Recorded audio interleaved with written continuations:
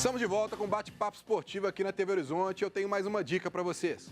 A Horas Food chegou para você que não tem tempo de cozinhar, mas não abre mão de sabor e qualidade. E, é claro, praticidade. São refeições ultra saudáveis, práticas e saborosas. Experimente os deliciosos pratos. O filé mignon com purê de baroa, a tilápia ao molho cítrico ou frango ao molho mostarda, entre outros. Ligando agora ou mandando um WhatsApp, você ganha 20% de desconto nesses pratos. Ou peça pelo site, usando o código Bate-Papo Esportivo. Se você quer uma alimentação rápida, com praticidade e sabor, é só pedir na Orange.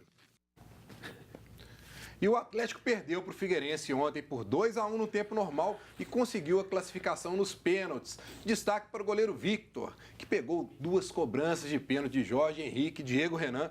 Então vamos aí aos melhores momentos do jogo.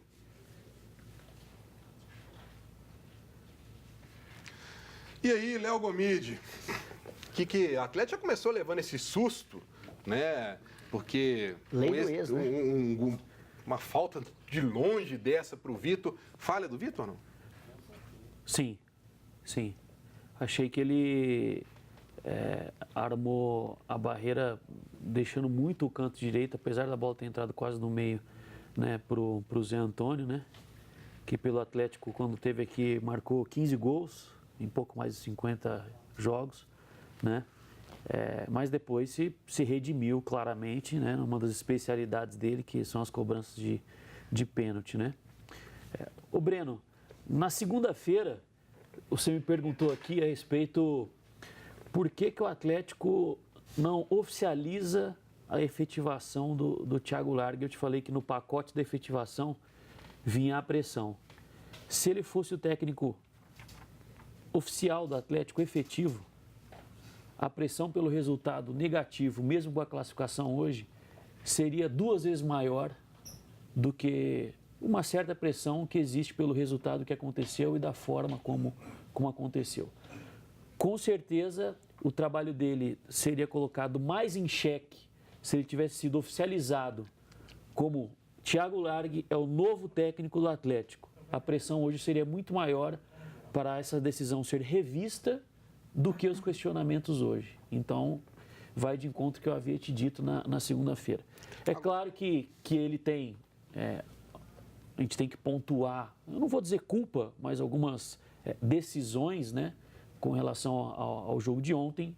Eu acho que ele poderia ter colocado, ao invés do Arouca, o Gustavo Blanco. O Gustavo Blanco tinha feito um melhor jogo contra o Tombense do que o Arouca. É um jogador que tem uma característica mais semelhante à do Elias, de chegar como elemento surpresa e tal. Nas substituições, muita gente reclamou do Otero ter sido substituído. Só que, sinceramente, Breno, naquela linha ali de 4, um meia e 3 atacantes, Casares, Otero, Guedes e Ricardo Oliveira, sinceramente, para mim, ontem, todos estiveram no mesmo nível. O Ricardo Oliveira fez o gol na única bola que ele recebeu para uma finalização mais clara. Esse questionamento foi muito pela situação da bola parada, né? De se perder a bola parada. Nem a bola parada não estava funcionando, Breno. Então, eu acho que ali, para mim, ontem, era quase que no paro ímpar. Quem vai sair? Porque qualquer um dos 4 que saísse, para mim, não seria nada equivocado. Que bom que o Gomide pensa mais ou menos como eu, porque ontem eu vi muita gente, eu respeito a opinião de todo mundo, só a grande maioria criticou o Largue pelas alterações e até pela escalação. A única crítica que eu fiz em relação à escalação foi a mesma do Gomide. Eu até cobrava antes, falei aqui mesmo no bate-papo esportivo, se o Elias não jogasse, substituto natural deveria ser o Blanco, pelas características. Ele optou pelo Arouca. É uma opção do treinador. A questão do Gabriel... Só fazer um parênteses, Edu. Inclusive, no jogo de ida, o Blanco entrou e entrou muito bem. Essa realmente eu não entendi a opção pelo Arouca, mas é o treinador. Em relação ao Gabriel, eu ouvi gente dizendo, já sabia que ele ia ter que sair, para que escalou para o atleta? Tem um departamento médico. O Gabriel deve ter falado, eu tô ótimo, tô bem, vou jogar. Ele chegou no jogo e falou isso. Então, você estava lá embaixo, e aí não é um erro, ele teve que substituir. Agora, em relação às saídas do Otero, do Guedes, gente, primeiro que o Otero está sendo tratado no Atlético como o Lionel Messi. É o insubstituível, é o dodói, não pode sair. O Otero foi o jogador que mais perdeu bola ontem no jogo. E depois do segundo gol do Figueirense, é muito risco você perder bola. porque o Atlético estava dando contra-ataque, o Atlético se mandou. O jogador que está mais perdendo bola, fatalmente ele ia perder uma bola na intermediária e o Figueirense ia ter 1, 2, 3 contra-ataques para fazer o 3-1 e matar o jogo.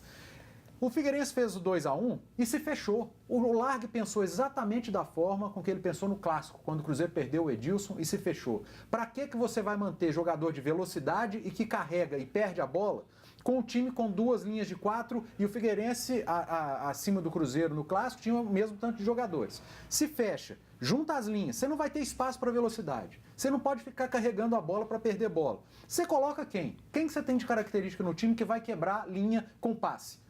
O Tomás Andrade e o Casares, que estava tão mal quanto o Otero no jogo. Concordo com o Léo mais uma vez. Só que os caras não funcionaram. O volante, que é o homem do desarme, o Arouca, não desarmou uma vez no jogo ontem. Ele terminou com 0 desarmes o jogo, o volante do Atlético, o segundo volante Arouca. E acabou o jogo, o Casares, que jogou 90 e tantos minutos, o cara do passe, ele não deu uma assistência para finalização. O gol do Atlético foi uma assistência do Adilson, do volante. E o Adilson recebeu um passe do Arouca. Os 2 volantes estavam lá na frente. E o Tomás entrou para ajudar o Casares, para quebrar as linhas, para dar um passe. Ele acabou o jogo sem nenhuma assistência para finalização. Não é o Largue. As peças que ele tem, que ele tem na mão não funcionam. Os meias do Atlético não funcionam. O volante do Atlético não funcionou. E aí, quando o seu volante não funciona, os seus meias não funcionam, você precisa de quem? Dos laterais. Qualquer treinador adversário minimamente inteligente força a jogada na esquerda do Atlético, que é o forte, que é o Fábio Santos. Porque, gente, o Patrick é um cara esforçadíssimo. Do meio para trás, ok. Quando o Atlético está esperando o adversário, ele marca direitinho. Agora, o Patrick do meio para frente é um desastre. Não dá para contar. Então, o treinador adversário fala, deixa o Atlético jogar pelo lado direito. Vamos fechar o esquerdo. E foi o que aconteceu. Falta peça para o treinador trabalhar. Hoje o treinador é o Thiago Largue. Se for o Guardiola, se for o Bozano, eu, você, todo mundo vai passar perto, porque não está funcionando. Ninguém no Atlético funciona. Tem um outro detalhe que o Guilherme lembrou desde que ele chegou aqui, que se fosse com o regulamento antigo, né, Guilherme, a coisa tinha ido por água abaixo, porque o Atlético estaria desclassificado. O Atlético tomou 2 gols do Figueirense e com o placar agregado ele teria sido desclassificado. Em relação ao Arouca, eu também chamo a atenção pelo seguinte, ele não estava tendo uma sequência como o Gustavo Blanco. Então, o Gustavo Blanco, de fato, seria a melhor opção. E na entrevista coletiva, perguntado sobre essa situação do Arouca, o Thiago Largue disse que conversou com o jogador e que o Arouca afirmou que a melhor fase dele, quando ele estava bem na carreira, se fosse no Fluminense, no Santos, ele jogou de segundo volante. Tem quantos anos? Lembrando que, justamente isso, lembrando que o Arouca de hoje está anos-luz de distância daquele Arouca que se destacou tanto no Fluminense jogando como segundo volante. Ele não tem mais o físico para acompanhar. Ele está numa condição debilitada fisicamente. Fisicamente, o Atlético contratou ele porque ele era o melhor teste físico do Palmeiras. Não levanta a bola para ele não, Guilherme. Levanta a bola para ele não. Essa é a minha opinião. É a minha opinião. Se o Atlético diz que contratou um jogador que está em plenas condições físicas, ok. Mas ele, de fato, não foi a melhor opção, repito, na minha opinião, para o jogo de ontem, tanto que ficou devendo. Ele usou isso como justificativa, mas o jogador também não ia em nenhum momento falar assim, não, escala o Blanco, né? Claro, ele quer ia jogar. pedir para jogar. Tem esse detalhe também, né? Outra coisa de acordo com, vai de encontro com o que o Panzo estava falando. Como pelo centro estava muito difícil para jogar, o Casares é um jogador que preferencialmente, quando não dá para jogar centralizado, ele prefere usar a faixa esquerda do campo para tentar criar algum tipo de jogada. E aí o que acontece? Ele e o Otero praticamente se anulam, porque ficam os dois ali muito próximos um ao outro, né? Ainda tem a chegada do Fábio Santos, então o Atlético fica com entre aspas, buraco no meio campo, porque o Casares, sem espaço, cai para a esquerda e ali ficou com 2 jogadores que acabaram não criando nada. Bom, vamos colocar a Ana Cláudia aí participando desse papo com a gente. Ana, participação do pessoal de casa. Vamos lá para os primeiros abraços de hoje. Abraço para Cláudio Rodrigues, Kátia Guimarães, Ademir Batista, Juliano Queiroz e Reginaldo Moreira de Santa Luzia. Tem uma pergunta aqui para você, Edu. Quem faz é o Fernando do Prado, que é o seguinte.